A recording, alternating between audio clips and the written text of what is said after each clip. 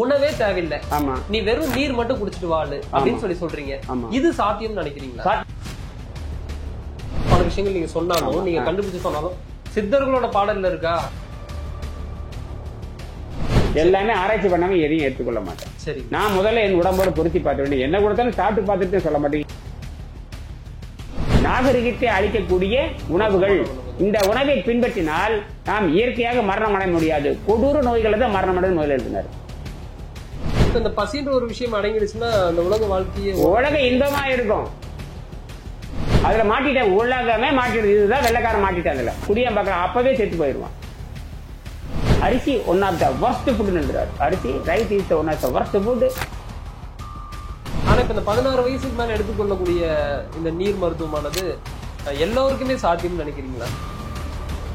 Food habitation தவிர food ஹெல்த்னு யாரும் நிரூபிக்க முடியாது.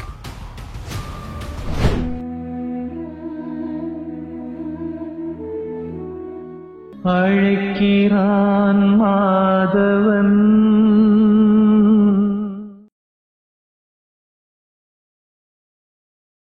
நான் திருவாரூர்லேருந்து விமலா பேசுகிறேன் சார். நான் பிரம்மமுகூர்த்த கிளாஸ் 10th பேட்ச் அட்டன் பண்ணேன். அதுலேருந்து நான் ரொம்ப பீஸ்ஃபுல்லாக இருக்கேன் சார். ரொம்ப நிம்மதியாகவும் இருக்கேன். இதுக்கு முன்னாடி நான் வந்து ஸ்ட்ரெஸ்ஸில் இருந்தேன், ரொம்ப நாளாக ஸ்ட்ரெஸ்ஸில் இருந்தேன். என் ஹஸ்பண்ட் வந்து எனக்கு சப்போர்ட் பண்ணவே இல்லை இந்த கிளாஸ் அட்டன் பண்ணேன். அப்புறம் நான் திரிதேவதை மந்திரம் வாங்கினேன் பர்சனலாக. அதுக்கப்புறம் மிராக்கள் நடந்துச்சு சார். என் ஹஸ்பண்ட் சப்போர்ட் பண்ணார், இந்த கிளாஸ் அட்டன் பண்ணேன் சார். நான் ரொம்ப தேங்க்ஸ் சார். திருமாறன் சாருக்கு ரொம்ப நன்றி. எல்லோருக்கும் வணக்கம்.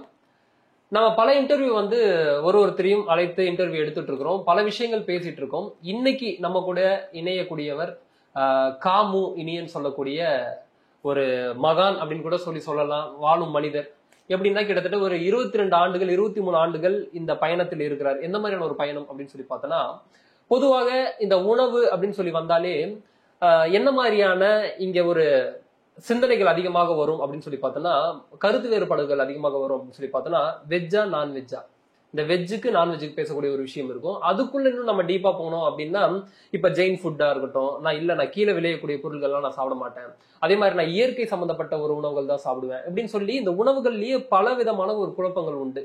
அதுலயும் காமு இனியன் அவர்கள் எதை சொல்றாரு அப்படின்னு சொல்லி பார்த்தோன்னா, உணவே இல்லாம வாழக்கூடிய ஒரு நிலைக்கு தான் நம்ம போகணும். ஸோ உணவே இல்லாத ஒரு வாழ்க்கைக்குள்ள போகணும். அப்ப எந்த மாதிரியான விஷயங்களை கடைபிடிக்கணும் அப்படின்னா, நீர் மட்டும்தான் ஒரு உணவாகவே உனக்கு இருக்கணும், நீரை மட்டும்தான் நீ அருந்தணும், அப்படி நீ வாழ்ந்தினாதான் நீ வந்து இந்த இடத்துல இறக்காம வாழ முடியும் அப்படின்னு சொல்லி பல விஷயங்கள் வந்து சொல்லியிருக்கிறாரு. அதை தான் நம்ம வந்து இன்னைக்கு டிஸ்கஸ் பண்ண போறோம். ஐயா வணக்கம். ஐயா வணக்கம். வணக்கம் ஐயா. ஐயா காமு இனியன் அப்படின்னு சொல்லி உங்களோட பெயர். பேரை கேட்கும் போதே டிஃப்ரெண்டா இருக்கு. இது வந்து உங்களுக்கு பிறக்கும் போதே வைத்த பெயரா இல்ல நீங்க இந்த மாதிரியான விஷயங்களுக்கு வந்து? நான் என் பெயரை வந்து இனியன்னு நான் மாத்திக்கிட்டேன். மாத்தி 30 வருஷம் ஆச்சு. சரி. இயற்கை பேரு இதெல்லாம் ஒரு பக்கம் இருந்தாலும் கூட பெற்றோர்களுக்கு அந்த மதிப்பு கொடுக்கணுங்கிறது மெய்யியல்.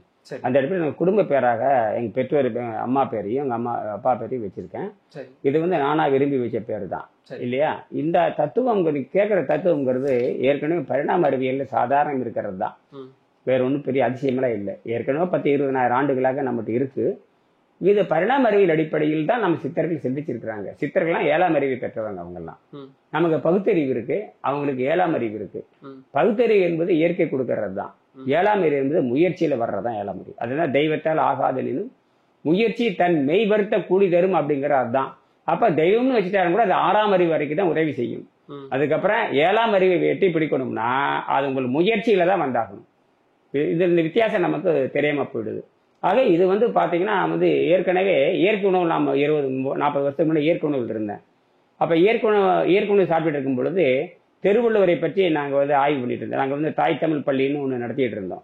ஒரு 40-35 வருஷத்துக்கு முன்னாடி தமிழ்நாட்டில் ஒரு 50 இடத்துல நடத்திட்டு இருந்தது. எல்லாம் எழுத்து மூடியாச்சு. எல்லாமே எங்க பள்ளியில நாங்க மூடிட்டோம். நட்டமாயிட்டு இருக்கு. அது வந்து அடிப்படையில் பாத்தீங்கன்னா அது வந்து அது ஒரு மதிப்பெண் கல்வி முறை தான். நாம சொல்றது வந்து பாத்தீங்கன்னா திட்டமும் செயலாக்குங்கிற முறை தான் நமக்கு தேவை. அது ஒரு திட்டத்தை கொடுத்தோம்னா எந்த அளவுக்கு வெற்றி அடைகிறான். இப்ப வந்து நீர் மருத்துவத்தை பத்தி நான் 1000 தலைப்பு இருக்கு எங்கிட்ட வந்து பாத்தீங்கன்னா. 1000 தலைப்புல தான் நாங்க இந்த புத்தகம் இருக்கு. சரி, மக்களுக்கு நல்லா புரியணுங்கிறதுனாலதான் உணவில்லாமல் வாழும் கலை யோக முறைன்னு நான் சொல்றேன். இது ஆயிரக்கணக்கான தலைப்பு உள்வாங்கியது தான்.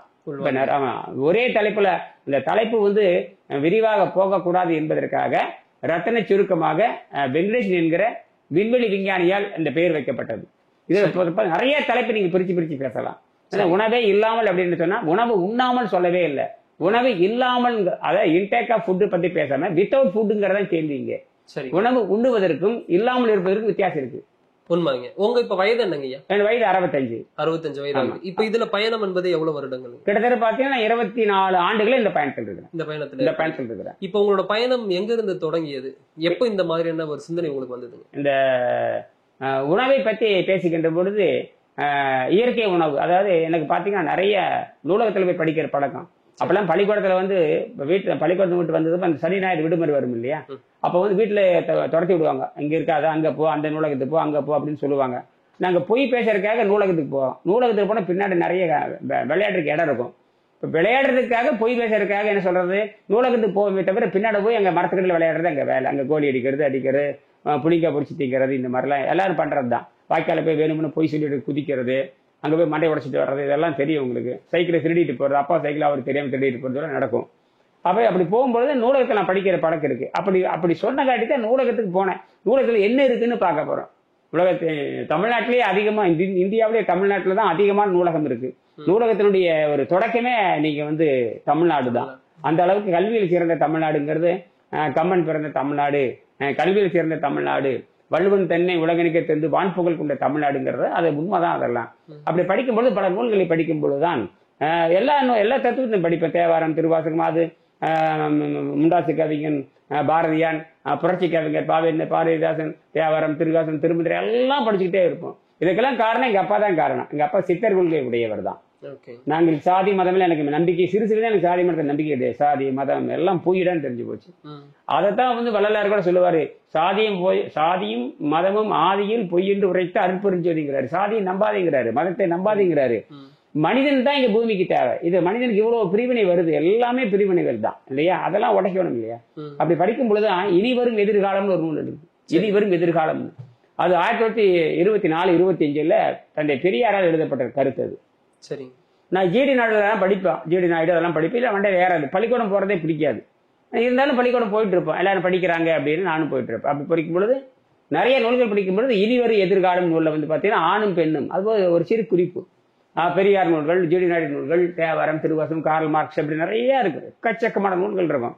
அதை விளையாட்டு படிக்கும் பொழுது இனிவரும் எதிர்காலம் நூல்ல வந்து ஆணும் பெண்ணும் இல்லாமலே குழந்தை பெற்கின்ற காலம் வரும் எழுதுறாரு. 1920, 24. அப்படி ஒரு சிந்தனையே உலகத்துல கிடையாது. ஆணும் பெண்ணும் இல்லாமல் குழந்தை பெற்றுக்கொள்கின்ற காலம் வரும்னாரு. இந்த மாதிரி நிறைய குறிப்புகள் இருக்குது. அதுல பாத்தீங்கன்னா இந்த பெண்கள் வந்து, ஆண்கள் வந்து விடுதலை அடைஞ்சு எல்லா போராட்டத்துக்கு வர்றாங்க. பெண்கள் வந்து சமையல் கட்டிலே மூழ்கி கிடப்பதனால் அவர்கள் நல்ல விஷயத்துக்கு வெளிவர முடியறதில்ல. அவங்க புரட்சியாளர்களா மாற முடியல. இந்த சமையல் கட்டு எங்க வந்து தொலைஞ்சுது, இது வந்து மக்களை வந்து பெண்களுடைய விடுதலையை முடக்குகிறது. ஆகையால் இந்த சமையல் கட்டை உடைக்கிறதுக்கு வழி இருந்தா சிந்திகள் எழுதுறாரு. அதுல சமையல் கட்டை உடைக்க வேண்டும் அப்படின்னு எழுதுறாரு. அப்ப அதுதான். அப்படி இருக்கும் பொழுது மண்டையில உள்வாங்கும் பொழுது ஒரு நாள் தற்செயலா திருவள்ளுவருடைய விழா நடக்கும்போது எல்லாத்துக்கும் அழைப்புதல் கொடுக்க போறோம். திருவள்ளுவருடைய விழா வந்து அழைப்பில் கொடுக்க போறோம். நான் சொல்றது ஒரு 30 வருஷத்துக்கு முன்னாடி. அப்ப ஒரு எதாச்சியாக ஒரு இயற்கை உணர்வாளர், அவர் வள்ளுவர் மேல ஆர்வம் உடையவர். அவர் எங்க ஊர்ல இருந்து ஒரு 20 கிலோமீட்டர் எரங்காட்டூர், அது பூரா பவானி நதி பாயிற பகுதி. சரி, Sakthi sugar, Sakthi school, Sakthi institute of technology, இதெல்லாம் இங்க இருக்கிற பகுதி தான். அந்த காலத்துல வந்து டாக்டர் மகாலிங்க வந்து அந்த பகுதியை வந்து முன்னேற்றங்களுக்காக தொழில்நுட்ப கல்லூரி கொண்டு வந்தார். அதெல்லாம் ஒரு பக்கம் இருக்கட்டும். அப்ப அவர் சந்திக்கும் பொழுது திருவள்ளூர் விழா எடுக்க இங்க வாங்கினாரு. அப்ப அந்த உணவெல்லாம் கொடுத்தாங்க. அவரு உணவு கொடுக்கும் பொழுது அப்ப வந்து இந்த மிக்சர், காஃபி வழக்கம் போலதான் கொடுத்தாங்க. கொடுக்கும்போது இந்த மேசையில வச்சாங்க. எங்க நண்பர் ஒருத்தர், நானும் நண்பர்னு சொல்லிட்டு கிட்டிசாமின்னு ஒரு நண்பர், அவருடைய பையன் தான் இளங்கோவன் பேரு, அவருடைய முதல் மாணவர். அவர் அவங்க அப்பா தான் எனக்கு பழக்கம். அவர் 2 வயப்பு கொடுக்கும் பொழுது அவர் சக்கர நோயாளி இருந்தாலும் கூட என்னை விட அந்த டேபிள் இருக்கிறதெல்லாம் அவர் பக்கம் அந்த டீப்பால வைக்கிறாங்க. நான் அவரு பக்கம் அந்த எனக்கு வச்ச 2 என்னுடைய தட்டு, அவருடைய தட்டு எல்லாம் அப்படி தள்ளிவிட்டு அவர் சாப்பிட்றதுல நான் திரும்பிட்டேன். அவரு சமையலுக்காக பெரிய பணக்காரர். அவர் சமையல் கட்டுக்கு போனவரே அங்கிருந்து சமையல் கட்டு எனக்கு கவனிச்சுட்டாரு. பார்த்துட்டு என்ன இப்படி பண்றீங்கன்னு, எனக்கு இந்த இயற்கை இந்த உணவு சாப்பிட்றது இல்லைங்க அப்படின்னு. சரி, உங்களுக்கு என்ன உணவுன்னு கேட்டாரு. எனக்கு இயற்கை உணவு இருந்தா போதுன்னாரு. சரி வாங்க அப்படின்னு சொல்லிட்டு பெரிய பங்களா வெளியே கூட்டு போனேன். இந்த இயற்கை உணவு எடுத்துக்கங்க. அங்க பார்த்தா கொய்யாப்பழம் அப்படியே காய்ச்சி அப்படியே தொங்குது. இது எடுத்துக்கு வேணுங்கிற எடுத்துக்கினாரு. கீழக்கரு பழமா அவ்வளவு பெரிய பழம் இருந்தது. அவ்வளோ பழம் சைக்கவே முடியாது. அவ்வளோ ஒரு பழத்தை எடுத்துட்டேன். இந்த பக்கம் திரும்பி பார்த்து சப்போட்டா, அதெல்லாம் இவ்வளவு பெருசு பெருசு காய்ச்சி இருக்குது. 2 பழத்தை எடுத்துட்டு இப்படி மேசையில வச்சுட்டேன். கத்தி எடுத்துட்டு வரேன்ட்டு போறாரு. இருங்க கத்தி எடுத்து வர உள்ள போனாரு. போய் திரும்பி வரும்போது கத்தி எடுத்து துண்டு பண்ணி எப்படின்னு வாயில வைக்கும் பொழுது இந்த உணவும் இல்லாம இருக்கலாம்னு அவர் சொல்றாரு. நான் இயற்கை உணவு பின்பற்றேன். நானு அந்த சமையல் கட்டை உடைக்கிறதுக்காக இயற்கை உணவுக்கு மாறுறேன். என்னது சமையல் கட்டுக்கு உடைக்க, அப்ப இயற்கை உணவுக்கு நாம சமையல் கட்டை உடைக்கிறது இயற்கை உணவுக்கு மாறுறேன் அப்படிங்கிறேன். ஏன்னா அப்ப பெண்களுக்கான பங்களிப்பு அங்க குறையுது. அப்ப பெண்கள் விடுதலை அடைகிறாங்க, நான் இயற்கை உணவு சாப்பிடுறேன். அப்ப எனக்கான சமையல் வேலை அங்க தின்னு போச்சு. சமையல் வேலை உணவுன்றது நீங்க எப்ப இருந்து ஆரம்பிச்சீங்க? இந்த பெரியாருடைய தாட்ஸ் வரும்பொழுது சமையல் கட்டு உடைக்கிறது எப்படின்னு அவர் ஒரு புரட்சியாளர். அவ்வளவு எனக்கு அவருக்கு அந்த கருத்து அதெல்லாம் எனக்கு எவ்வளவோ சொல்றாரு இல்லையா, அதெல்லாம் நான் உள்வாங்கவே இல்லை. அதெல்லாம் வந்து எனக்கு தேவை சமையல் கட்டை உடைக்க முடியுமான்னு ஒரு முயற்சி பண்றேன். சமையல் கட்டை உடைக்க முடியுமா, அந்த உணவை சார்ந்ததாக இருந்தது. ஆமா, ஏன்னா எனக்கான சமையல் நேரத்தை அவங்க குறைக்கணும்னு முடிவு, எனக்கான சமையல் நேரத்தை குறைக்கணும் முடிவு பண்றேன். அதுல இருந்தே வரணுமே, ஏன்னா அவங்க பழகிட்டாங்க, நானும் பழகிட்டேன். ஒரு அறிவாளி சொல்றானே அது நல்லதா கெட்டதா இருக்குமே செக் பண்ணி பாக்கலாங்கிறதுக்காக நான் எனக்கு சிறு சிறு ஆராய்ச்சி பண்ணணும். அதிகம் எல்லாமே ஆராய்ச்சி பண்ணாம எதையும் ஏற்றுக்கொள்ள மாட்டேன். நான் முதல்ல என் உடம்போட பொருத்தி பார்த்து வேண்டிய, என்ன கொடுத்தாலும் சாப்பிட்டு பார்த்துட்டு சொல்ல மாட்டீங்க, என்ன கொடுத்தாலும் சாப்பிட்டு பார்த்துட்டு தான் நான் கண்டுபிடிப்பேன். சரி, அங்க இருந்து ஆரம்பிச்ச பயணம் அப்படியே தொடர்ந்து இப்ப 23 வருடங்களா இப்படி வர்றேன். அப்படி பொழுது அந்த பழம் சாப்பிடுகின்ற பொழுது இதுவே இல்லாம இருக்கலாம் அப்படின்னு ஒரு செய்தி வருது. அப்படி இருக்கான், ஆமாம் அப்படின்னு சொல்லிட்டு ஒரு ஜெராக்ஸ், ஒரு 60 பக்கம் கொண்ட லீகல் சைஸ்ல இருக்க ஒரு பெரிய ஜெராக்ஸ், ஒரு 70 பக்கம் 140 பக்கம் இருக்கிற ஒரு பக்கத்தை கொடுக்குறாரு. அதுல பார்த்தீங்கன்னா வெங்கடேஷனுக்கு ஒரு மிகப்பெரிய விஞ்ஞானி அதுல வர்றாரு, இந்த நூலை எழுதியவர். அதுல பார்த்தேன் அவர் தஞ்சாவூர், இப்ப வந்து பழைய தஞ்சாவூர், இப்ப வந்து பாத்தீங்கன்னா திருவாரூர் மாவட்டத்தை சேர்ந்தது. அதுக்கு பேரு வந்து மன்னார்குடின்னு சொல்லுவாங்க. ராஜகோபால சாமிகள் புகழ்பெற்ற திருக்கோயில்.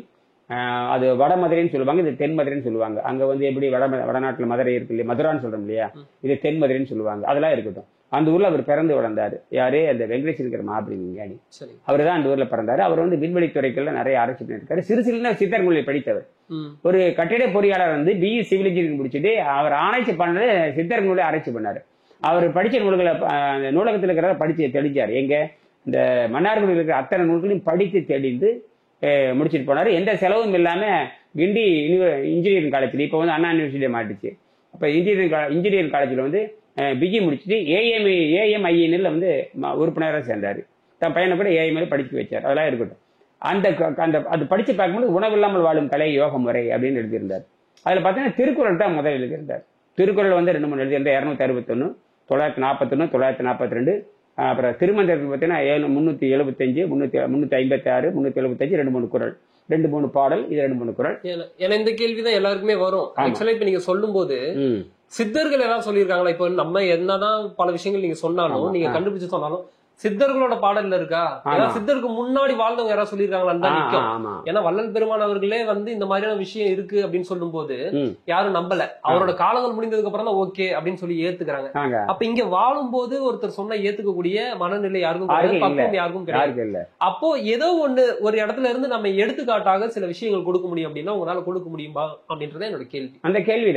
அந்த கேள்விதான் வந்து தவங்கிற அதிகாரத்துல நம்ம தொடக்கமே வந்து திருக்குறள் பத்தி பாத்தீங்கன்னா 1330 குறள் இருக்கு இல்லையா. ஆனா நாங்க பொழிப்புரையாளர், என்னுடைய ஆசிரியர் பொழிப்புரையாளர் கிடையாது, ஆராய்ச்சி பண்ணி தன் உடம்ப பொருத்தி பார்த்தார். அப்படி பொருத்தி பார்க்கின்ற பொழுதுதான் அவர் கடுமையான நோயாளியே மாறிட்டார். என்னோட ஆசிரியர் வெங்கடேஷ் வந்து கடுமையான நோயாளியே மாறிட்டார். அவர் 100 கிலோவுக்கு மாத்திட்டார். அவர் BE சிவில் இன்ஜினியர், அவர் கட்டட பொறியாளர், பொதுப்பணித்துறையில இருந்து பணிபுரிஞ்சார் 1960-61. அப்ப லஞ்சம் வாங்கக்கூடாது என்பதற்காக அவர் கேட்காம லஞ்சம் வந்து கைவிட்டு வந்து ஒழுகுது.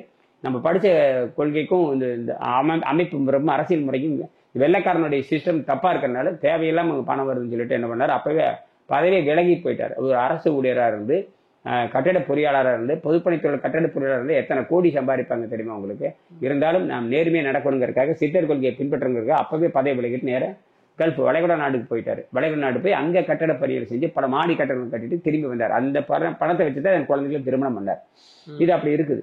இப்படி இருக்கும்பொழுது அவருக்கு தன் உடம்புல கெட்டு போச்சு, உடம்பெல்லாம் கெட்டு போய் அழுகி போச்சு. அவருக்கு மூட்டு வலி, முழங்கால் வலி, 100 கிலோ 99 கிலோ. இதுல பார்த்தீங்கன்னா எல்லா வரலாறு இருக்கும். அவர் என்ன பண்ணினேன், என்னோட உடம்பு எப்படி இருந்தது, கடைசி உடம்பு எப்படி இருக்குன்னு அவர் கண்டுபிடிச்சு எடுத்திருக்காரு. பாத்தீங்கன்னா அவர் உடம்பை வந்து கிட்டத்தட்ட 34 கிலோ கரைச்சி எழுதி எடுத்திருக்காரு. அதுதான் அதான் வரும். அதுக்கு காரணமே வந்து பாத்தீங்கன்னா ஜெர்மன் டாக்டருடைய சளி குறைந்த உணவு தான் அதுக்கு அடிப்படை. ஜெர்மன் டாக்டருடைய சளி குறைந்த உணவும் அப்புறம் அறிவு சார்ந்த நோன்பும். அப்ப வந்து ரேஷனல் ஃபாஸ்டிங்னு கேள்விப்பட்டிருப்பீங்க. ரேஷனல் மூவ்மெண்ட் இந்தியாவில் இருக்கு. தமிழ்நாட்டில் ரேஷனல் மூவ்மெண்ட் தொடக்கியவர் வந்து பாத்தீங்கன்னா பெரியார் தான். ஆனால் ரேஷனல் ஃபாஸ்டிங் ஒன்று இருக்குன்னு கண்டுபிடிச்சு பார்த்தீங்கன்னா ஜெர்மனி டாக்டர் தான். இந்த ரேஷனல் ஃபாஸ்டிங்குமே திருக்குறள் இருக்கிற 261, 941, 942 இதுதான் அடிப்படை.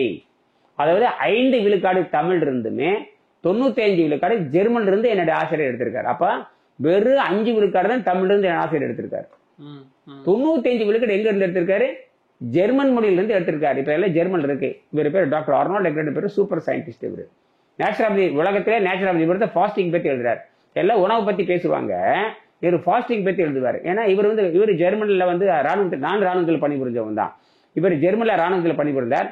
உடம்பு கெட்டு போச்சு, உடம்பு அன்பிட். சேரும்பொழுது ஃபிட்டா இருந்தாரு. அவங்களுக்கு இறைச்சி உணவு, அங்க இருக்க இறைச்சி, பன்றி இறைச்சி, மாற்றைச்சி எல்லாம் திருந்து ரத்தம் கெட்டு போய் கிட்டத்தட்ட பாத்தீங்கன்னா சிறுநீர் ரத்தமா போற மாதிரி உடம்பு மாறிடுது. அப்ப டாக்டர்ல கேள்வி கேட்கிறார், நீ சொல்ற எல்லா உணவையும் தின்னன, எனக்கே நோய் வந்துன்னு கேட்டா ஜெர்மன்ல இருக்கிற எவனும் பதில் சொல்லவே இல்லை. அப்புறம் தெரிஞ்சது ஐரோப்பிய கலாச்சாரம் தப்புன்னு கண்டுபிடிக்கிறார். ஐரோப்பிய கலாச்சாரம் தப்புனாவே இங்கிலாந்து கலாச்சாரம் தப்புன்னு அர்த்தம், அமெரிக்க கலாச்சாரம் தப்புன்னு அர்த்தம், மேற்கு நாட்டு கலாச்சாரம் தப்புன்னு நான் உணர்ந்துட்டேங்கிறாரு. எனக்கு ஐரோப்பிய கலாச்சாரம் சொந்த நாட்டில் பிறந்திருந்தாலும் கூட ஐரோப்பிய உணவு கலாச்சாரம் என்பது நாகரிகத்தை அடிக்கக்கூடிய மோசமான உணவுன்னு எழுதுறாரு. ஐரோப்பில் இருக்கிற அத்தனை உணவுகளுமே நாகரிகத்தை அளிக்கக்கூடிய உணவுகள். இந்த உணவை பின்பற்றினால் நாம் இயற்கையாக மரணம் அடைய முடியாது, கொடூர நோய்களை தான் மரணம் அடைய முதல்ல எழுதினார். இயற்கையாக மரணம் அடைய முடியாது, நாம் சித்திரவதைப்பட்டு தான் சாபம் எழுதுறாரு. அதாவது டெஸ்ட்ரக்டிவ் டயட் ஆஃப் சிவிலைசேஷன் எழுதுறாரு. மனிதன் நாகரிகத்தை அடிக்கக்கூடிய கொடிய நோய், கொடிய உணவுன்னு சொல்லிட்டு 9 உணவு எழுதுறாரு. அதுல அரிசி பத்தி தான் பயங்கரமா எழுதுறாரு. அரிசி one of the worst food எழுதுறாரு. அரிசி rice is one of the worst food and mucus former and make excellent paste எழுதுறாரு. உலகத்திலே மோசமான உணவு excellent paste, super excellent paste சிறந்த பசையை உண்டாக்கக்கூடியதுங்கிறாரு. அப்புறம் கிராட்டஸ்ட் மூக்கஸ் ஃபார்மர்ங்கிறாரு. கிராட்டஸ்ட் மூக்கஸ் ஃபார்மர்னாவே கிராட்டஸ்ட்னா பெரிய அர்த்தம், மூக்கஸ்னா சளின்னு அர்த்தம், ஃபார்மர்னா சளியை உற்பத்தி பண்ணக்கூடிய முதல் பண்டம் அரிசின்னு எழுதுறாரு. இப்ப அந்த இடத்துலதாங்க ஒரு கேள்வி ஒண்ணு வரும். ஏன்னா இன்னைக்கு எல்லாருமே அரிசிக்கு பழகிட்டோம் இல்லையா? அரிசிக்கு பழகிட்டோம். ஆமா, பழகிட்டோம். அப்படின் போது இதுல இருந்து ஒரு மாற்றத்தை கொண்டு வர முடியும் நீங்க நம்புறீங்களா? ஆமா, அதுல இருந்து மாற்றத்தை கொண்டு வந்தாகணுமே. கண்டுபிடிச்ச விஞ்ஞானி இதுல இருந்து யாரும் சொல்ல மாட்டாங்க. அரிசியை பத்தி எவனு சொல்ல, உணவை பத்தி யாருமே பேச மாட்டாங்க. உணவை பத்தி உணவுங்கிறது food addict, food is habitation. இன்னைக்கு பாத்தீங்கன்னா ஃபுட் ஹேபிடேஷன் தவிர ஃபுட் ஹெல்த்னு யாரும் நிரூபிக்க முடியாது. ஃபுட் சாப்பிட்டா ஹெல்த் வரணும். இது வரைக்கும் எந்த நோபல் பரிசு பெற்றிருக்கீங்கன்னு எந்த ஒரு அலோபதி சயின்டிஸ்டும் சரி, மெடிசினை ரிசர்ச் பண்ற யாருமே ஃபுட்டு சாப்பிட்டா ஆரோக்கியம் வரும், ஃபுட்டு சாப்பிட்டா நோய் வராதுன்னு யாரும் நிரூபிச்சதே கிடையாது, நிரூபிக்கல. ஆனா இப்போ ஒரு கேள்வி என்னன்னா, வெஜ் நான்வெஜ் அப்படின்ற ஒரு கேள்வி எப்பயுமே பொதுவா உண்டு எல்லாருக்கும். வெஜ் எடுத்துக்கக்கூடிய ஒரு குரூப் ஒண்ணு உண்டு, சில பேர் நான்வெஜ் எடுத்துக்க தான் கரெக்ட் அப்படின்னு சொல்லக்கூடிய ஒரு குரூப் ஒண்ணு உண்டு. சில பேர் என்னன்னா கீழே விளையக்கூடிய பொருட்கள் எதுவுமே எடுத்துக்க மாட்டாங்க. சில பேர் மரத்துல அப்படியெல்லாம் போய் பறிக்க மாட்டேன், கீழே விழுந்தாதான் எடுத்து வரும். சில பேர் வீகனாக இருப்பாங்க, அதாவது எந்த ஒரு அனிமல் சம்பந்தப்பட்ட ஒரு விஷயத்தையும் நான் பயன்படுத்த அந்த மாதிரி ஒருத்தரும் ஒரு மாதிரி. நிச்சயம். அதையும் தாண்டி ரொம்ப மெயினா இப்ப வரைக்கும் எனக்கு தெரிஞ்ச ஒரு விஷயம் என்ன அப்படின்னா, பழங்கள் காய்கறிகள் இந்த மாதிரியான விஷயங்களை மட்டும் எடுத்துக்கிறது, அதாவது இயற்கை சார்ந்த உணவுகள் வேற எதுவுமே எடுத்துக்க மாட்டேன் அப்படின்னு சொல்லி இருக்கக்கூடிய ஒண்ணு. இப்ப அதையும் நீங்க என்ன சொல்றீங்க அப்படின்னா, இதுவுமே தேவையில்லை, உணவே தேவையில்லை, நீ வெறும் நீர் மட்டும் குடிச்சிட்டு வாழு அப்படின்னு சொல்றீங்க. இது சாத்தியம் நினைக்கிறீங்களா? இது பரிணாமத்துல சாத்தியம். எதுல சாத்தியம்? பரிணாமத்துல சாத்தியம். அப்போ எப்படி புரிஞ்சுக்கான்னு கேட்டீங்கன்னா, நமக்கு நாம கிட்டத்தட்ட தோன்றி 100 கோடி ஆண்டுகளுக்கு முன்பாக மனித நாம தோன்றி, பூமி தோன்றி 450 கோடி ஆண்டு ஆச்சு. அந்த சிங்கிள் செல் பாக்டீரியா சொல்லக்கூடிய ஒற்றை உயிரினம் தோன்றி கிட்டத்தட்ட 100 கோடி ஆண்டுகள் இருக்கலாம், அல்லது 50 கோடி ஆண்டுகள் முன்னாடி இருக்கலாம். இதைத்தான் திருவாசகத்துல மணிவாச பெருமான் சொல்லுவாருன்னா, புல்லாகி பூடாகி பல்லுருவாய் மனிதராய் தேவராய் கணங்களான்னு அப்படியே பாடிட்டே வருவார் இல்லையா? அதை புல்லாகி பூடாகி அந்த வரிசைப்படுத்தி பார்க்கின்ற பொழுது புல்லாகி பூடாகி புழுவாகி மரமாகி பல் விருகமாகி பறவை மனிதராய் தேவராய் அப்படிங்கிற தேவராய் மனிதராய் பேயாய் கணங்களாய் அப்படியே பயணம் வருது இல்லையா? இதை இது பாடலா இருக்குது, வெண்பாவா இருக்கு, பாடலா இருக்கு. அதுல நாம் தெளிவுபடுத்தணும்னா, முதல்ல சிங்கிள் செல் பாக்டீரியா அதுல தான் நம்ம தொடங்குறோம். சிங்கிள் செல் பாக்டீரியாங்கிறது தொடு உணர்ச்சி, அது தாவரம் வரும், உயிர்கள் வரும். இதுதான் அடிப்படை. இது ஒரு 50 கோடி ஆண்டு இருக்கலாம், 100 கோடி ஆண்டுக்கு முன்னாடிதான் நீரிலும் நீர் ஓரத்துலதான் முதல் உயிர்கள் தோன்றின. அந்த உயிர்கள் வளர்ச்சி அந்த உயிர்கள் வரிசைப்படுத்தி பார்த்தீங்கன்னா, தானாகவே இயற்கை மரணத்தை விரும்பவில்லைன்னு தெரியும். அதுக்கு உதாரணமா சொல்லி முடிச்சிடறேன். சிங்கிள் செல் பாக்டீரியாங்கிறது உங்களுக்கு தெரியும், வினாடி நேரத்தில் பல லட்சம் கோடி தாய் செல் இறந்து பெற்றோர் செல் இறந்துரும், குழந்தைகள் வளரும். அதுக்கு தொடு உணர்ச்சி உண்டு, தாவரத்துக்கு தொடு உணர்ச்சி உண்டு, உயிரணுக்கு தொடு உணர்ச்சி உண்டு. அதுக்கப்புறம் புழுங்கிற ஒரு தன்மை வருது. புழு வரும்பொழுது 2 அறிவா மாறுது. அது வந்து தொடு உணர்ச்சி, புழு வந்து நகருகின்ற உணர்ச்சி இருக்கும். அப்புறம் வந்து தொட்டா சுருங்கிக்கும். அப்படி சுருங்க அதுக்கு 2 அறிவு வந்துடும். 2 அறிவு வந்தா ஆற்றல் வந்துருச்சுன்னு அர்த்தம். அப்புறம் பார்த்து அது இனப்பெருக்க வேகம் பார்த்தீங்கன்னா குறைஞ்சிரும். அந்த பாக்டீரியா இருக்கிறப்ப இனப்பெருக்க வேகம் பயங்கரமா இருக்கும். உடனே செத்துரும். பெற்றோரும் செத்துருவாங்க. யங் செல் புதிய இளநிலை செல்கள் உற்பத்தி ஆகும், அதுவும் செத்துரும். அப்ப ஆதி நிலையில பிறந்து சாகிறது. இதுதான் அடிப்படை நிலை. அதுக்கப்புறம் 2வது அந்த தாவரம் என்ன ஆகுது? புழுவாக மாறுகிறது. எது மாறுது? தாவரம் தான் புழுவாக மாறுகிறது. இங்க படைப்பே கிடையாது. தாவரம் புழுவா மாற அதுக்கு 2 அறிவு வருது. தொடுதலும் இருக்கிறது, நகரம் இருக்கிறது. அது இனப்பெருக்கம் பார்த்தீங்கன்னா டக்குன்னு குறைஞ்சிருது. பல லட்சம் கோடியா இருந்தது சில ஆயிரங்களா மாறிடுது. 3வது அதே புழுவானது என்னவா பூச்சியாக மாறுகிறது. பூச்சிக்கு 3 அறிவு இருக்கும். தொடு அறிவு, நகருகின்ற அறிவு, காணுகின்ற அறிவு. அந்த 3 அறிவு வருதா? தாவரம் தான் பூச்சியாக மாறுகிறது என்று புரிந்து கொள்ள வேண்டும். எது மாறுது? தாவரம் தான் புழுவாக மாறியது, தாவரம் தான் பூச்சியாக மாறுகிறது. ஒன்றாக இருந்த தாவரம் 3ஆக மாறுகிறது. இந்த 3ஆக மாறுகின்ற பொழுது 3 அறிவு வருது. அறிவு வளர வளர பவர் அதிகமாயிட்டே போகும், ஆற்றல் அதிகமாகும். அறிவே ஆற்றல்ங்கிறதா, நாலேஜ் இஸ் பவர் நீங்க புரிஞ்சுக்கணும். அறிவு தான் ஆற்றல். அது எங்கே இருந்து எடுத்துக்கொள்ளதான் கேள்வி. எனர்ஜி தான் நமக்கு தேவை தவிர எங்கிருந்து எடுத்துக்கிறாங்களே கேள்வி முடியாது. எனர்ஜி எங்கிருந்து எடுத்துக் கொள்கிறார்கள் என்பதை நீங்கள் உலகம் புரிய தவறிவிட்டதுங்கிறதான் பேரு. உலகம் புரிய தவறிவிட்டது. எலக்ட்ரிசிட்டி தேவை. எலக்ட்ரிசிட்டி எங்கிருந்து எதில் வேணா எடுத்துக்கொள்ள முடியும். ஆமா, உண்மைதான். பெட்ரோல் பவர் தான் முக்கியம். அதை விட்டு போட்டு உணவுன்னு சொல்லி அடிப்படையில தப்பு பண்ணியாச்சு. உணவுன்னு சொல்லிட்டு அடிப்படை நமக்கு எனர்ஜியா இருக்கணும், அவ்வளவுதான். நான் புரோட்டீன் தயாரிக்கணும், விந்து தயாரிக்கணும், எல்லாமே எனக்கு உடம்பு தானா தயாரிக்கணும். உடம்பு தானா தயாரிக்கிறதுனாலதான் மனிதன் உயிர் வாழ்றான். உணவுங்கிறது எங்கேயுமே கிடையாது. ருசி தான் இருக்குது, உணவு கிடையாது. சரி, 3வது அறிவு என்ன வருதுன்னா இந்த தொடு உணவு, நகருகின்ற காணுணர்வு வருது. அங்க பாத்தீங்கன்னா இனப்பெருக்க வேகம் குறைஞ்சிரும். இனப்பெருக்க வேகம் குறையுது, அறிவின் வலிமை அதிகமாகிறது என்று புரிந்து கொள்ள வேண்டும். அடுத்து பாத்தீங்கன்னா 4ஆம் அறிவு வருது. 4ஆம் அறிவு என்ன? ஊர்வனை பார்த்திருப்பீங்க. ஊர்வன, பாம்பு இதெல்லாம் வரும். அதுல பாத்தீங்கன்னா அதுக்கு 4 அறிவு இருக்கும். தொடு அறிவு, நகருகின்ற அறிவு, காணுகின்ற அறிவு, முகர்ந்து பார்க்கின்ற அறிவு, மூக்கால சுவாசம் பண்றது. இனப்பெருக்க வேகம் மேலும் குறைந்து விடுகிறது. பல லட்சம் கோடியிலிருந்து சில 1000, 10, 20 மாறி ஒரு பாம்பு 20 குட்டிக்கு மேல போடாது, அவ்வளவுதான் கிடைக்கும். அதுக்கப்புறம் பாத்தீங்கன்னா 5ஆம் அறிவு அதே தாவரம் 5ஆம் அறிவு என்கின்ற பறவைகள், விலங்குகள், பாலூட்டிகளாக மாறுது. அப்ப பாத்தீங்கன்னா தொடுதல், நகர்தல், காணுதல், முகர்தல், 5ஆம் அறிவு ஒரு வாய் ருசி. 5ஆம் அறிவுல வாய் ருசி வந்தாச்சு. ஒரு தடவையில சில குட்டிகள், ஆடு 4 குட்டி போடும், மாடு 4 குட்டி போடும், இவ்வளவுதான். அப்ப வாய் ருசி எத்தனாம் அறிவு? 5ஆம் அறிவு. நமக்கு 6ஆம் அறிவு இல்லையா? நாம் 6ஆம் அறிவு உள்ள மனிதன் எதுலுக்கு மாட்டிக்கிட்டோம்? வாய் ருசியில மாட்டிக்கிட்டான். நீங்க 6ல இருந்து 7க்கு போகணும். 5ஆம் வகுப்பு முடிச்சுட்டு எத்தனாம் வகுப்பு போகணும்? 5ஆம் வகுப்பு முடிச்சு எத்தனாம் வகுப்பு போகணும்? 6ஆம் வகுப்பு முடிச்சு எத்தனாம் வகுப்பு போகணும்? நீ எதுக்கு 6ல இருந்து எதுக்கு கீழே வர? நீ அப்ப கீழே வந்துட்டா உனக்கு பனிஷ்மெண்ட் வருமா வராதா? கண்டிப்பா. அதுல மாட்டிட்டேன், உலகமே மாட்டிடுது. இதுதான் வெள்ளைக்காரன் மாட்டிட்டான். அதுல வெள்ளைக்காரன் பன்னிக்கறியிலையும் மாட்டுக்கறியிலையும் மாட்டிட்டாங்க. பன்றிக்கறியும் மாட்டுக்கறி இல்லாம அவனால் உயிர் வாழவே முடியாது. அப்படி ஒரு நம்பிக்கை. ருசி, அந்த ருசியை அதிகப்படுத்துறதுக்கு தான் உலக மரம் சுத்தி வந்து மசாலா பொருளை திருடிட்டு போனான். என்ன பொருளை?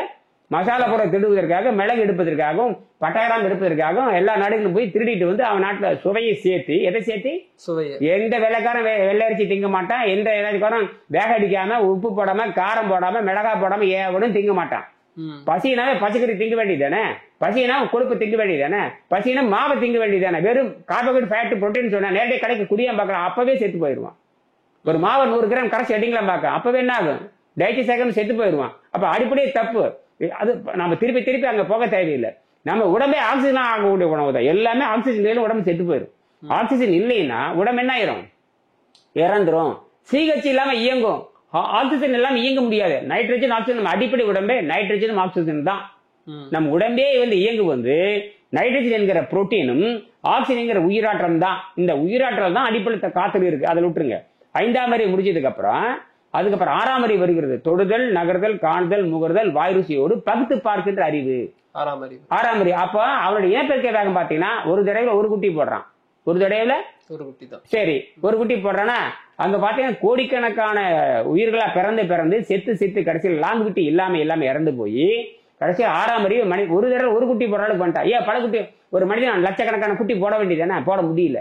ஆனால் அறிவு நிலை அதிகமாகுது, லாங்குவிட்டி அதிகமாகுது. இவன் 100 ஆண்டு 150 ஆண்டு வாழலாம். அதெல்லாம் வினாடி கூட வாழ முடியாது. ஒரு ஆடு மாதிரி 25 ஆண்டுக்கு மேல வாழ முடியாது. மனிதன் மட்டும்தான் 120 ஆண்டு வாழணும்னு சொல்றாங்க. அதுக்குள்ள நோயில வந்து மாட்டி செத்து போயிடுறான். உண்மைதான். 120 ஆண்டுகள் சொல்லப்பட்டாலும் 60 வயசுனாலே நீ போய் சேர வயசு. ஆஸ்பத்திரி சுத்திட்டே இருக்க வேண்டியதுதான். இன்னைக்கு 30 வயசு 10 வயசு 5 வயசுல ஆஸ்பத்திரி எல்லாம் வந்தாச்சு. எல்லா குழந்தைகளுக்கும் வாழவே தெரியல. ஏன்னா எல்லாருமே பேக்கரி ஐட்டத்தை நம்ப ஆரம்பிச்சுட்டாங்க. Bakery, chocolate, tiffin, coffee, parotta, bun எல்லாம் வந்த ஒண்ணு அவங்களுக்கு இயற்கைனா என்னன்னே தெரியாம போயாச்சு. இனிமேல் ஆசிரியர்களுக்கு இயற்கை தெரியாது. அவனும் எல்லாரும் எதுக்கு அடிக்கிட்டாங்க, பேக்கரிக்கு வந்தாச்சு. அதெல்லாம் முற்று போய் அதெல்லாம் தேவையில்லை. அது பழக்கத்துல வர்றதா. பழக்கத்தை மாற்றி அமைக்க வேண்டும்ங்கிறதானே தவிர அது கூடாது என்பதல்ல. எது நமக்கு ஒத்துக்கொள்ளையோ அது நம்ம எது ஒத்துக்கொள்கிறதோ அதுக்கு தான் வரணும். ஒத்ததறிவான் உயிர் வாழ்வான் மற்றையான் செத்தாரில் வைக்கப்படுகிறார். எது ஒத்துக்கொள்கிற அதை பின்பற்ற வேண்டும். அப்ப ஒவ்வொரு மனிதனுக்கும் தனித்தனி உணவு. நீங்க எல்லாரும் ஒரு உணவு சாப்பிட்டு எப்படி ஆரோக்கியம் வர முடியும்? உங்களுக்கு எந்த உணவை நீங்க தான் தேர்ந்தெடுத்துக்கணும். அவருக்கு எந்த உணவு அவங்க தான் தேர்ந்தெடுக்கணும். பொதுவான உணவை சாப்பிட்டு எப்படி ஆரோக்கியம் வரும்? அதான் கேட்க வந்த எல்லாம் மாட்டி எல்லாம் தப்பு பண்ணியாச்சு. வீட்டுல 10 பேர் இருந்தா 10 உடம்பு, 10 மனம், 10 ருசி, 10 தேவைகள். நீங்க என்ன பண்றீங்க? 10 இட்லி ஆக்கி வச்சு ஆளுக்கு 2 இட்லி தின்றாங்கிறீங்க. அது அடிப்படையிலே தப்பு. அடிப்படையில இந்த இடத்துல சுவைன்ற ஒரு விஷயம் வந்துடும். ஒரு உடம்புக்கு ஒரு சுவை தேவைப்படுதுன்ற மாதிரி வந்து அப்ப நீ பொது இட்லி வச்சு காரத்தை வச்சு சட்னி தின்றானா அவனுக்கு காரம் பிடிக்காது, ஒருத்தர் இனிப்பு பிடிக்காது, ஒருத்தருக்கு புளிப்பு பிடிக்காது. அடிப்படையிலே தப்புங்கிற டோட்டல் உடம்பு வீட்டுலயே எல்லாம் தப்பு நடந்து போச்சு. வீட்டிலே தப்பு நடந்தாச்சு. அப்ப இயற்கை உணவுங்கிற சுவை இருக்கிறதுக்கு சுவை அவ்வளவுதான். இயற்கை உணவுக்கு யாரும் வர முடியாது. இயற்கை உணவுக்கு வர முடியாது. ஆமா, இயற்கை உணவுக்கு யாருனாலும் வரவே முடியாது. அதோ சில பேர் வர முடியும். இந்த இயற்கை உணவு கூட சுத்தமான உணவு இப்ப கிடையாது. எல்லாம் மருந்து போட்டதா. சரி, இப்ப அதுக்கப்புறம் 7ஆம் அறிவு வருகிறது. தொடுதல், நகர்தல், காணுதல், முகர்தல், வாய் ருசி, பகுத்து பார்த்தல். அடுத்தது 6ஆம் அறிவு. 7ஆம் அறிவு வந்து அண்டை வழியோடு தொடர்பு வைத்துக் கொள்ளுதல். நீங்க 6ஆம் அறிவு வந்து உணவோட தொடர்பு வச்சுக்கிறீங்க அல்லது அம்மாவோட தொடர்பு வச்சுங்க. பிறந்த குழந்தை பார்த்தீங்கன்னா பிறந்த குழந்தை 5 அறிவு இருக்கும். அது விலங்கு நிலையில தான் இருக்கும். பகுத்தறிவு வளராது. அப்ப அம்மா குழந்தை தொடர்பு வச்சுக்கும். அம்மாட்ட இருந்து பால் எடுத்துக்குது, சாப்பாடு எடுத்துக்குது, உணவு எடுத்துக்குது, அன்பு பேசிக்கிறது. எப்படி ஒரு குழந்தை வந்து அம்மாவோட உறவு வைத்துக் கொண்டு தேவையை பெற்றுக் கொள்கிறது. அப்புறம் 16 வயசு ஆகிறப்ப அம்மா விட்டுருது. 16 வயசு ஆகிறப்ப பெரிய குழந்தைய மாறுறான். மாப்பிள்ளைங்கிறான், மச்சாங்கிறான், மாலை போடி சீர் பண்ணி சிறப்பு பண்ணுங்கிறான். அப்ப 16 வயசுக்கு மேலதான் அவன் சிந்திக்கின்றான், தனி மனிதன் அடைகின்றான். அப்போ இந்த பழக்கத்துக்கு வரணும்னா, இந்த தூய்மை பழக்கத்துக்கு வரணும்னா அவன் 16 வயசுக்கு மேல யார் வேணும் இந்த நீர்பயிற்சி செய்ய முடியுங்கிறதான் அடிப்படை. அப்பதான் இந்த ஜீனே மாறும், இந்த மரபணுவே வாரம். ஒரு வயசு குழந்தை நீ குழந்தை பெற்றுக்கு தர முடியாது. ஒரு 20 வயசு பையனை குழந்தை பெற்று தந்துருவான். அப்ப மரபணு மாறணும் இல்லையா? அவனும் ஆம்பளை தான். 1 வயசு இருக்கப்ப முடியாது, 10 வயசுல முடியாது. இந்த 20 வயசு 25 வயசு இருப்ப அவன் குழந்தை பெற்று தர முடியுமா இல்லையா? எல்லாமே மரபணு மாற்றம். இயற்கை அங்க பொடி வச்சிருச்சு. எல்லாமே அந்த தத்துவத்தை புரியாம யார் செஞ்சா நீர் மருத்துவத்தை இந்த குழந்தைங்க செஞ்சு செத்து போயிடும். நீர் மருத்துவத்தை 12-13 வருஷத்துக்கு செத்து போயிடும். ஏன்னா அந்த மரபணு அங்க மாறல. மரபணு தனித்தீங்கிற தனியா வரணும். என்ன அந்த மரபணு நீ மனுஷனா இருந்தா கூட அங்க மரபணு மாற்றம் பூப்படையவில்லை, அது விருதடையவில்லை. ஒரு பூவை போய் மாங்காய்ன்னு சொல்ல முடியாது.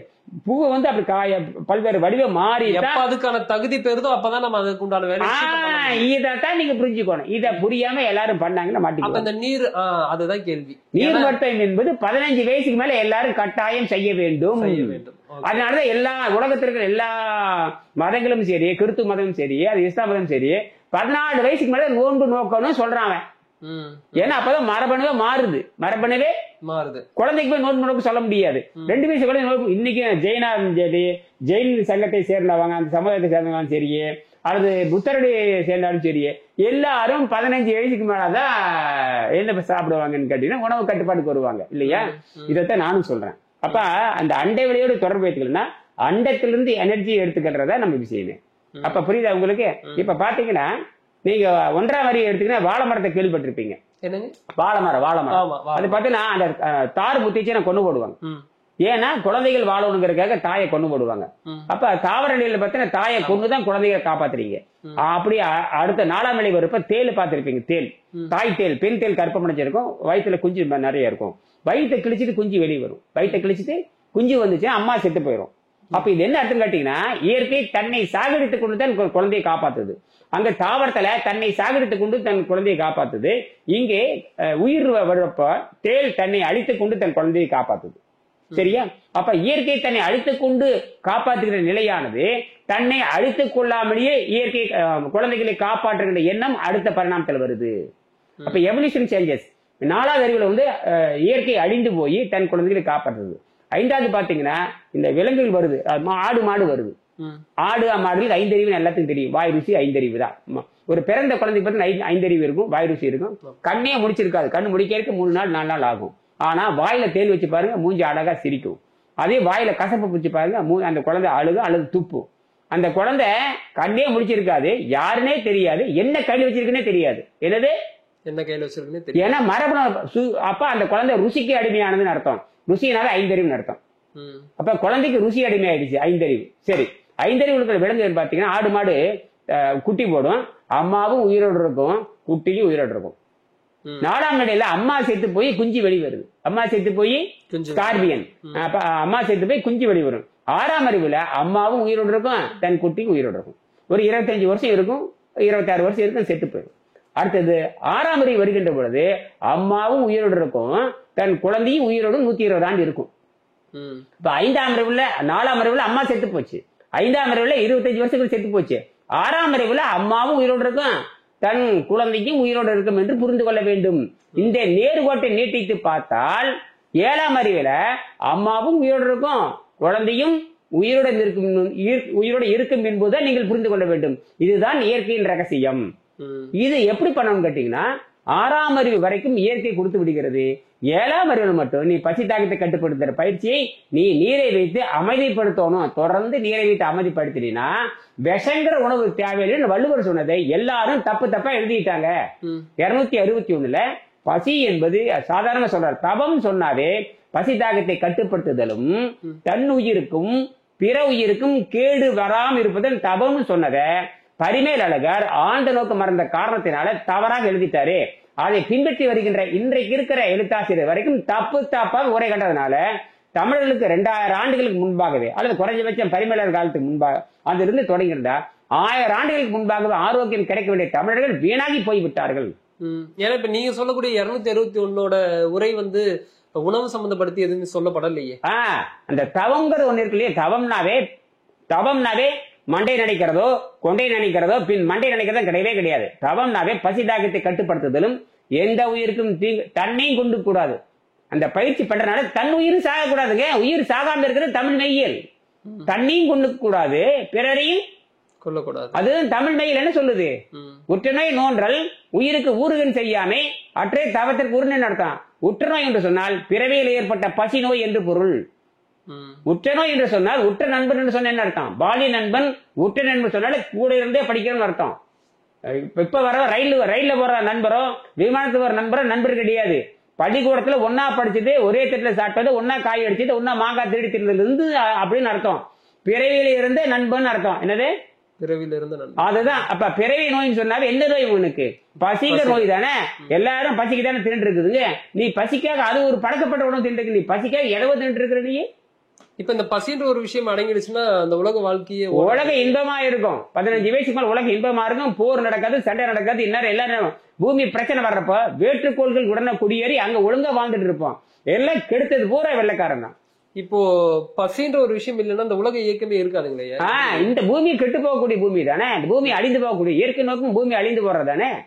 அதுக்கு தானே பல இடங்களை காலியா கொடுத்துருக்குது. எந்த ஒரு வேலையுமே நடக்கலன்னா இப்ப எப்படிங்க அந்த உலகம் எந்த வேலை எப்படி நடக்கும் போக எல்லா வேலையும் இனிமேல் தான் வேலையே நிறைய இருக்கு. இனிமேல் தான் நிறைய கண்டுபிடிக்கும். என்னன்னா இப்ப நான் ஒரு விஷயம் பசிங்கிறது உணர்வு தான். பசிங்கிறது உணர்வு அடக்கிட்ட மற்ற வேலை செஞ்சாகணுமே.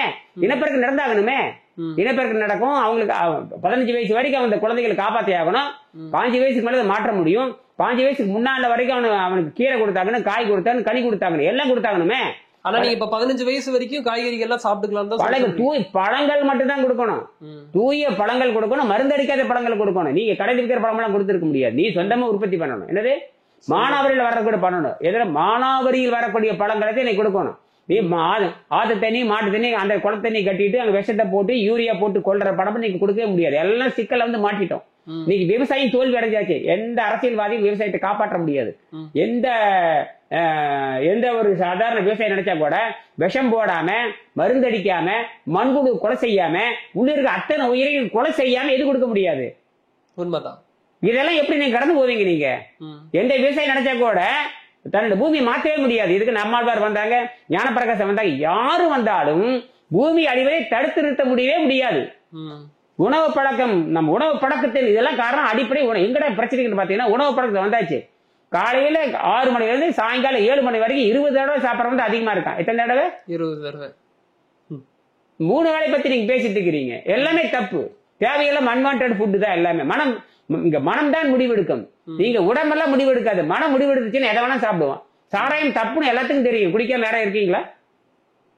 180 பேர் சாராயம் குடிக்காத யாரும் கிடையாது. பள்ளிக்கூடத்து மாணவர்கள் இருந்து கல்லூரி ஆசிரியர் வரைக்கும் சாராயம் குடிக்காத கிடையாது. எல்லாம் பழகியாச்சு, நாடு கெட்டாச்சு. அதுவும் நைட் ஃபுட்ன்றதுல இப்ப அதிகமாயிடுச்சு. நைட் 11 மணிக்கு மிட் நைட் பிரியாணி வந்தாச்சு. 6 மணிக்கு மேல ஜீரணமே ஆகாது. 12 மணி வரைக்கும் 12 மணிக்கு பிரியாணி சாப்பிடறதுக்கு வந்தாச்சு. இது ஒன்றும் பண்ண முடியாது. பிசாசு தன்மை அதிகமாயிடுச்சு, நெகட்டிவ் ஃபோர்ஸ் அதிகமாயிடுச்சு, ஒன்றும் பண்ண முடியாது.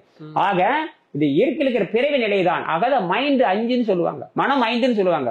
முதல் பொருளீட்டு வடிவம் சொல்லுவாங்க, சிதறுண்ட வடிவம் சொல்லுவாங்க. பொருளீட்டு வடிவம் பணம் தேடுகின்ற உலகம் தான் பயங்கரமா இருக்கும். அதுக்கப்புறம் வந்து மந்த புத்தி எப்பவுமே தீது செய்யுது. அதுக்கு பிசாசு நிலையன்னு சொல்லுவாங்க, இந்த பிசாசு நிலையன்னு சொல்லுவாங்க. சிலர் சாத்தான்னு சொல்லுவாங்க. எப்படி எப்படியும் சொல்றாங்க இல்லையா? என்னன்னு கேட்டா அது நெகட்டிவ் அர்த்தம். எப்பயுமே உருப்படாத சிந்தனைகள். என்னது? நாட்டை கெடுக்கிறது, கொலை செய்யறது, கற்பழிக்கிறது, இதெல்லாம் அதுல வரும். திருடுவது, கொள்ளையடிப்பது தான் அதுல வரும்.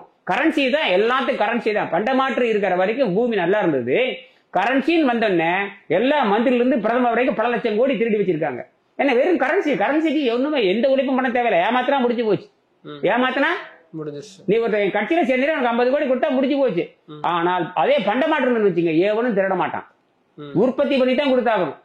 ஒரு கீரை கொடுத்து காயை வாங்குவாங்க, காயை கொடுத்து கீரை வாங்க, ராகி கொடுத்து கம்பு வாங்க, இப்ப தங்கத்தை கொடுத்து நிலக்கரி வாங்குவாங்க. இப்படித்தான் உலக நாடுகள்ல பண்டமாற்று கரெக்டா வச்சிருக்குது. நாட்டுக்குள்ள கரன்சி வந்தது.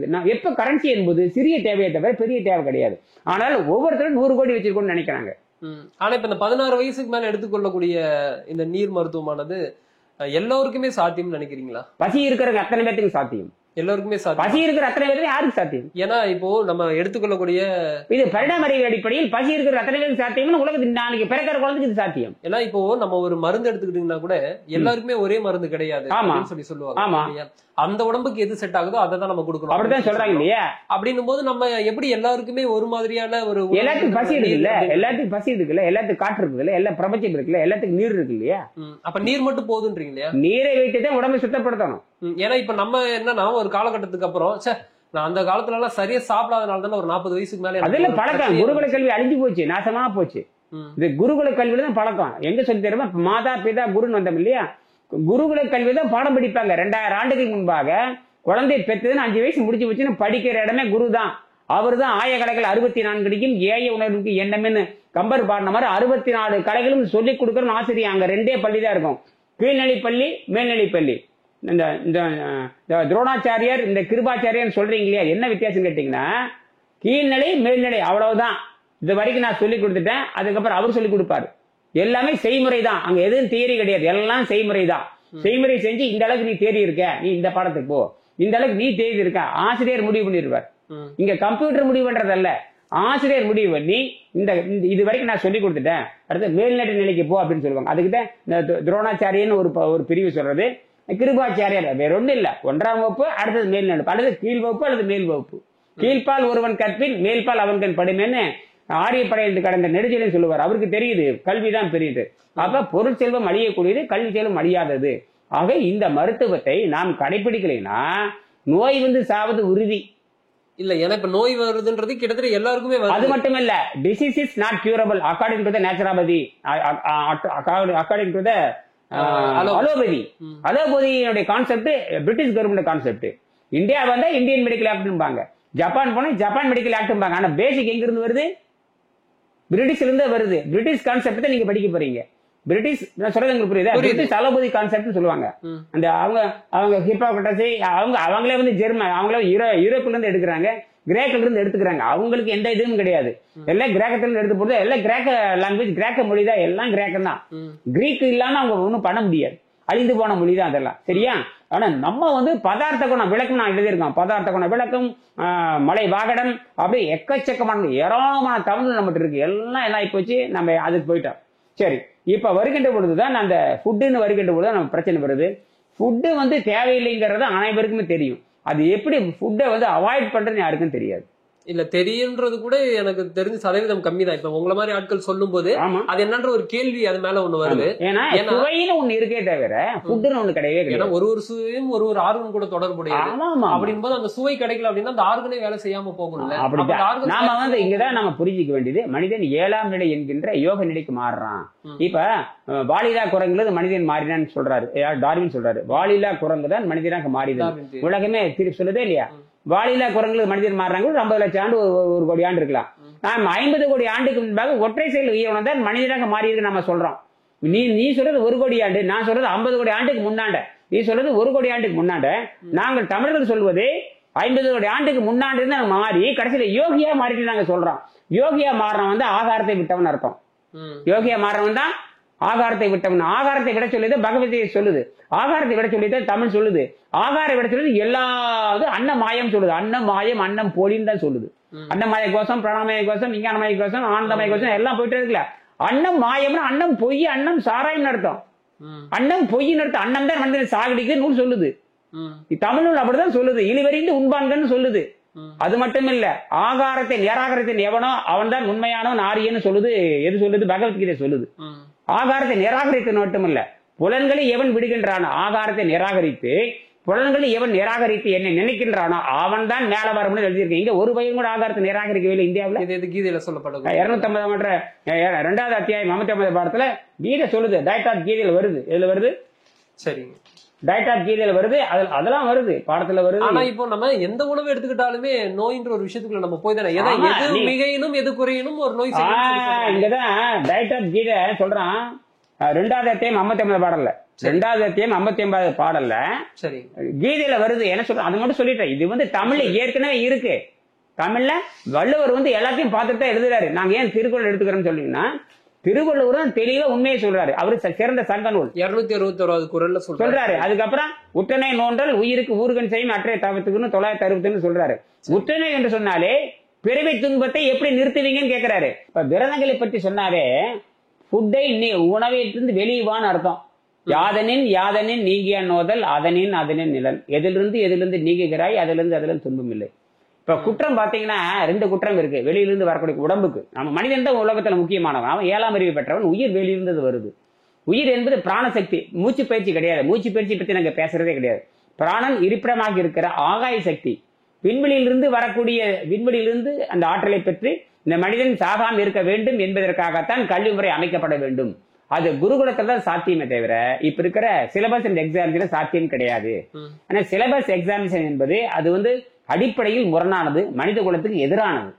மனித குலத்துக்கு எதிரானது. யாருக்கும் மூளையே வேலை செய்யாது. யாருக்கும் என்ன சொல்லியிருக்கான்னு அப்படியே அப்ளை பண்ணி அப்படியே போயிட்டு இருப்பான தவிர சுய சிந்தனையை முடித்து கட்டுவது இந்த சிலபஸ் அண்ட் எக்ஸாமினேஷன் சொல்லக்கூடிய அடிப்படையா மோசமான கல்வி முறையாகும். வேற யாராவது இந்த மாதிரி விஷயங்கள் சொல்லியிருக்காங்களா ஐயா? திருமூலரோட பாடல்ல 3000 பாடல்ல ஏதாவது இந்த மாதிரி உணவு சம்பந்தப்பட்ட விஷயங்கள் அவர் சொல்றாரு. ஜீரணை பத்தி அவர் சொல்றாரு. 575 பாடல இந்த அதாவது மிகனும் குறையினும் நோய் செய்யும் மருந்துங்கிற அதிகாரத்துல இத தபுங்கிற அதிகாரம் பசி பத்தி சொல்றாரு.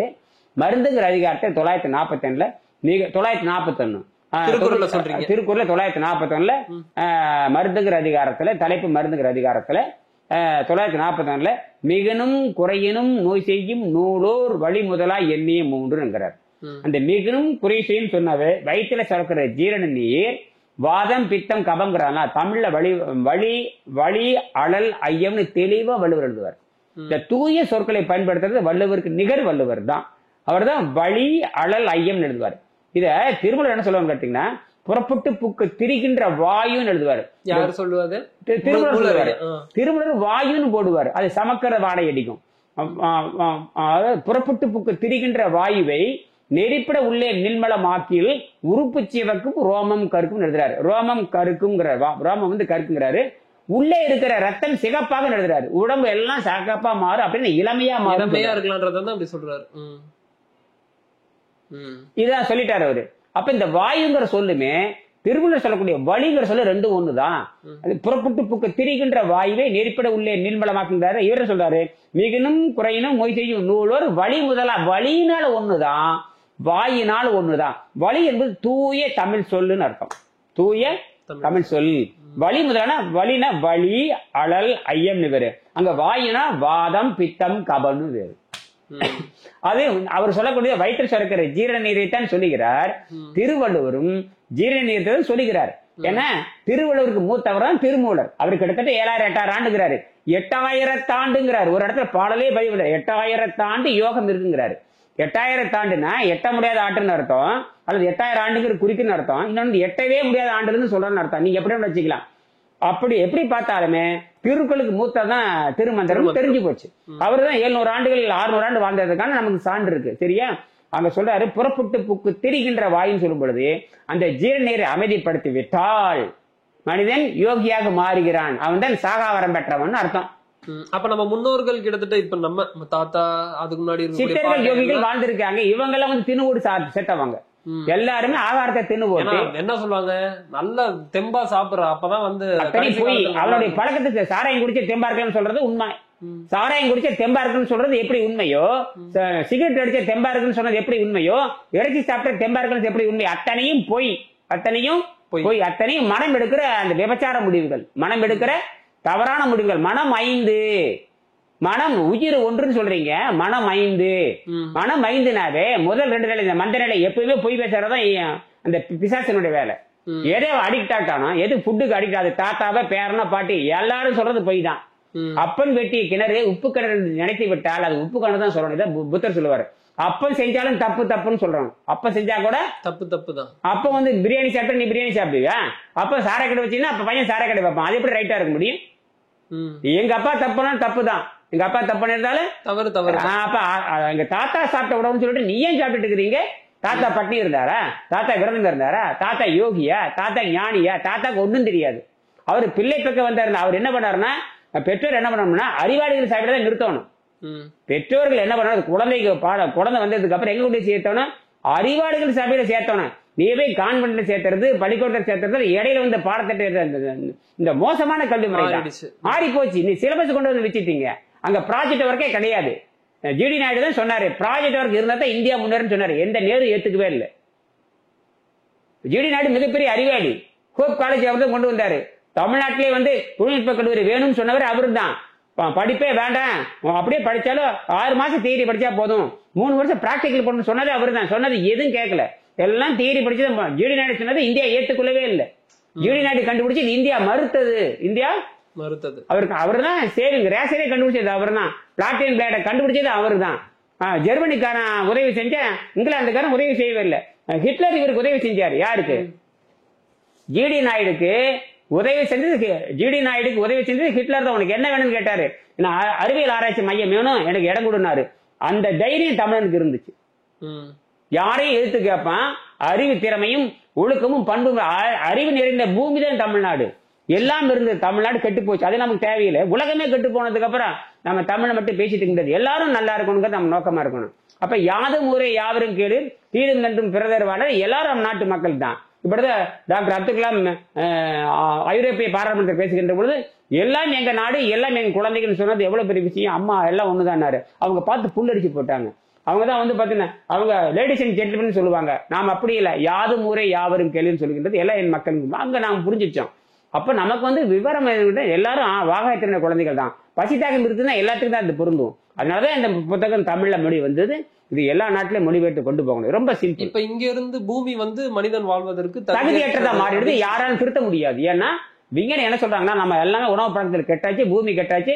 மெரினா ட்ரெஞ்ச் வரைக்கும் டன்னா பிளாஸ்டிக் போயாச்சாங்க. ஒன்னும் பண்ண முடியும். எல்லா உயிரும் இழந்துட்டு வருது. தண்ணியினுடைய கார்பன் டென்சிட்டி வந்து கிட்டத்தட்ட 500 ppm மாறிடுது.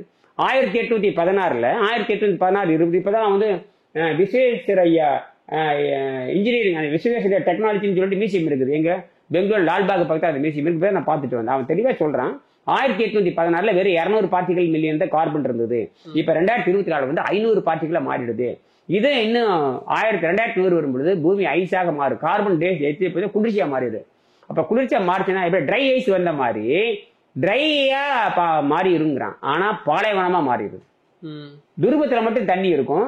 நார்த்து சவுத்துன்னு சொல்லக்கூடிய வட துருவம் தண்ணி இருக்கு. இப்போ வட துருவம் தென் தண்ணி வந்தாச்சு. இன்னைக்கு நிலாவில் பாத்தீங்கன்னா வட துருவம் தண்ணி வந்தாச்சு. செவ்வாயில பாத்தீங்கன்னா துருவத்துல தண்ணி வந்தாச்சு, துருவத்துல பனி வந்தாச்சு. அப்ப பாலைவனம் மாறிடுது. அப்ப பூமியும் துருவத்துல பனியா மாறி நடுவுல பாலைவனமா மாறிடும். இது நடந்தே தீரும். என்ன எரிமலை குழம்பு இருக்கு. எரிமலை குழம்பு வெடிச்சு சிதைகின்ற பொழுது பூமி பிளந்து போச்சுன்னா 10 நாள்ல எல்லா தண்ணி உள்ள போயிடும். அது பாலைவனம். அல்லது கோள்கள் வந்து மோதும். 5 தடவை பூமியில இருந்து கோள்கள் மோதியாச்சு. இந்த மைசி ஆஃப் வேர்ல்டுன்னு ஒரு புத்தகம் இருக்குது. புஸ்தகமாக டெல்லியில இருந்து படிச்சு பார்த்தா தெரியும். அதாவது அன்சால்வ்டு மைட்ரிஸ் இருக்குது, புரிந்து கொள்ள முடியாது, அன்சால்வ்டுன்னு புரிந்து கொள்ள முடியாது, தீர்க்க முடியாத மர்மங்கள் இருக்கு. அதில் பார்த்தீங்கன்னா இந்த பூமி நகர்ந்துக்கிற கண்டத்திட்டங்களை பற்றி எழுதியிருப்பாங்க. அடிச்சு மோதி தான் எல்லா மலைகளும் தோன்று, எல்லா மலைகளும் மறைஞ்சு போகும். இப்போ பூமி இமயமலையை கூட கண்டங்கள் மோதித்தான் மேலே எந்திரிச்சுது. அப்போ எப்படி காயத்தை இப்படி லேசாக சுரிச்சுக்கிங்கன்னா காயத்தை வளர்த்தியான காயத்தை இப்படி சுருக்கி பாருங்க, அப்படி நெடுநெடியாக போகும். இப்படித்தான் சுருங்குகின்ற பொழுது அந்த அலையாக மேலே வரும். இதை நடந்தே தீரும். எத்தனை பேர் சாவாங்க, எத்தனை பேர் போவாங்க, ஒன்றும் கண்டுபிடிக்க முடியாது. அப்போ இதிலிருந்து தப்பிச்சு இயற்கையை போய் அழிக்கத்தான் பார்க்கும். ஆனால் மனம்ங்கிற அறிவு இருக்க அதை பலப்படுத்தி நல்ல பக்கம் திருப்பணும். நல்ல பக்கம் திருப்பிட்டோம்னா, அதாவது கண்ட இடத்துல செலவிடாம நல்ல பக்கம் செலவிடணும்னு வச்சுங்க. அப்போ அதான் இந்த மனம் வந்து தைரியமா மாறி அறிவு மனம் சமத்துல இருந்து இந்த எஸ்கேப் ஆகிறது. எஸ்கேப் ஆகி மற்ற பிளானட்ல வீடு கட்டி வாழ்றதா நமக்கு இலக்கை தவிர இந்த பூமியில வாழ இலக்கே அதுதான். ஆமா, நீங்க சொல்லிக் கொடுக்கக்கூடிய இலக்கே வந்து என்ன சொல்றோம்னா, விண்வெளியை மனித சமுதாயம் ஆக்கிரமிப்பது இப்போது தலையாய கடமையாகும். விண்வெளி ஓடம் மூலமாக விண்வெளியை அடைந்து திரும்புவதில் எரிபொருள் மட்டுமே செலவாகும். இந்த மாதிரி 5 தத்துவம் இருக்கு. அதற்காகத்தான் இந்த மருத்துவமே தவிர இந்த நீர் மருத்துவம்ன்றது அது சம்பந்தப்பட்ட விண்வெளிக்கு குடியேறி செல்ல வேண்டும்ங்கிறதான் அடிப்படையாக இருக்கு. ஆமா, இப்ப உங்களுக்கு தெரிஞ்சு எத்தனை பேர் இந்த மாதிரி விஷயங்களை என்கிட்ட ஆயிரக்கணக்கான பேர் இருக்காங்க. இப்ப அடிப்படையில் கிட்டத்தட்ட பார்த்து ஒரு 40 பேர் உணவை விட்டாங்க இருக்காங்க. உணவு கிட்டத்தட்ட பாத்தீங்கன்னா 6 வருஷமா விட்டாங்க. அப்புறம் வந்து 5 வருஷமா விட்டாங்க, 4 வருஷம் சாப்பிடாம எல்லாம் இருக்காங்க. விரைவில் எல்லாத்தையும் வெளிக்கொண்டு வர போறேன். இல்ல எப்படின்னா இயற்கை உணவுகள் சாப்பிட்டு இருக்காங்களா, இல்ல உணவு நீர் மருத்துவத்துக்கு வந்துட்டு இருக்கிறவங்க இயற்கை உணவை நாங்க ஏத்துக்கிறது 6 வருஷமும் சாப்பிடாதவங்களும் இருக்காங்க. எல்லாம் கிளீன். அதுக்கு பேர் சுத்தப்படுத்துகின்ற பயிற்சியின் பேரு. சுத்தப்படுத்துகிற உணவை வைத்துக்கொண்டு சுத்தப்படுத்திட்டே சுத்தப்படுத்துறவங்க மருந்து அடிக்காத கீரையும் சுத்தமான தண்ணீரை வைத்துக் கொண்டு வாழ்ந்துட்டு இருக்கிறவங்க 8 வருஷமா இருக்காங்க. இந்த கீரை என்பது உணவுப் பொருள் கிடையாது. நீங்க சொல்லிக் கொடுத்த பயிற்சி. ஆமா, கீரை என்பது உணவுப் பொருள் கிடையாது. கீரை என்பது பல்லு விளக்குற பல்லு குச்சி. ஒருத்தன் பல்லு குச்சி விளக்கிட்டு இருக்கவன போய் சாப்பிடுறியா பல்லு விளக்குறேன்னு என்ன சாப்பிடுறேன்னு கேட்பீங்களா, பல்லு விளக்குறேன்னு கேட்பீங்களா? பல்லு விளக்குறேன்னு அது போய் சாப்பிடுன்னு கேட்க முடியாது இல்ல. அதே மாதிரி அன்னப்பாதையை தூய்மை செய்வதற்கு கீரை வேணும்னு. கீரை வந்து உணவு கிடையாது, அது ஒரு தொடப்பக்கட்டை தான். அது வள்ளலார் சொல்லியிருந்தாலும் சரி, வள்ளுவர் சொல்லியிருந்தாலும் சரி, அது அர்னால்ட் எகரேட் சொல்லியிருந்தாலும் சரி, அது ஒரு துடப்பக்கட்டை தான். கீரையும் துடப்பக்கட்டை தான், காயும் துடப்பக்கட்டை தான். அப்ப துடப்பக்கட்டை என்பது அன்னப்பாதையை தூய்மை செய்வதுதான். எல்லாரும் பல்லு விளக்க சொல்றாங்க, யாராவது குடல் விளக்க சொல்றாங்களே, பல்லு விளக்குன்னு சொல்றாங்களே. பல்லு ஏன் விளக்கு? ரத்தம் கெட்டு போச்சு, நாட்டம் அடிக்குதுன்னு அர்த்தம். ரத்தம் கெட்டு உணவை தின்னு ரத்தம் கெட்டு போய் நாற்றம் அடிக்கிறது. அப்ப நாற்றம் அடிக்கிறத நான் என்ன பண்ணி இருக்கிறோம், சாப்பிட்டு இருக்கோம். அது சரியான்னு கேக்குறேன். யாராவது சிந்திச்சீங்களா? நல்ல பாயிண்ட் தான் அது. ஆக்சுவலி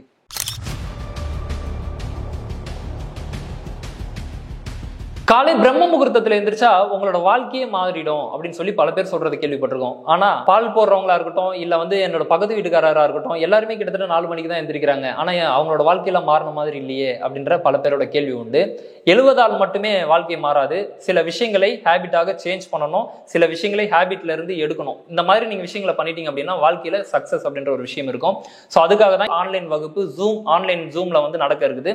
அதுல என்ன மாதிரி விஷயங்கள்லாம் இருக்கும்னு சொல்லி பாத்தீங்கன்னா டிஃப்ரெண்டான மெடிடேஷன்ஸ் இருக்கும். அதே மாதிரி சில சேலஞ்சஸ் கொடுப்போம். அதை நீங்க தொடர்ந்து பண்ணிட்டு வரும்போது அது ஹேபிட்டாக மாறும். அந்த விஷயம் ஹேபிட்டாக மாறும்போது உங்களோட லைஃப்ல பல மாற்றங்கள் கொண்டு வரும். அது எப்படி அப்படின்னா ஸ்பிரிச்சுவல் growth-ஆக இருந்தாலும் சரி, ஃபினான்ஷியல் growth-ஆக இருந்தாலும் சரி, வாழ்க்கையில் ஏற்படக்கூடிய பிரச்சனைகளை எப்படி ஃபேஸ் பண்றது, ஸ்ட்ரெஸ், டிப்ரெஷனு, இதுல எல்லாத்துலயும் இருந்து விடுபடுவதற்கு ஒரே ஒரு புரிதல் அவசியம். அந்த புரிதல் உங்களுக்கு ஏற்படும். ஸோ இந்த கிளாஸ்ல நீங்க ஜாயின் பண்ணணும் அப்படின்னா கீழே கொடுத்துருக்க அந்த லிங்கை கிளிக் பண்ணி ஜாயின் பண்ணீங்க.